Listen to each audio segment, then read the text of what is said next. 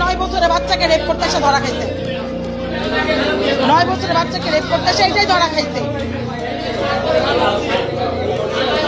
হ্যাঁ দেন তো লাভ কি? হ্যাঁ আর 10 মিনিট পরে দেখলে কি হইতো? হ্যাঁ 10 মিনিট পরে গেলে কি হইতো? আচ্ছা ডাক এই যে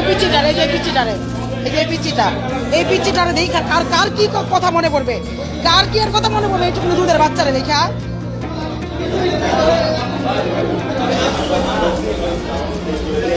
পুলিশের কাছে দিলে কি বাইর হইতে কি কর?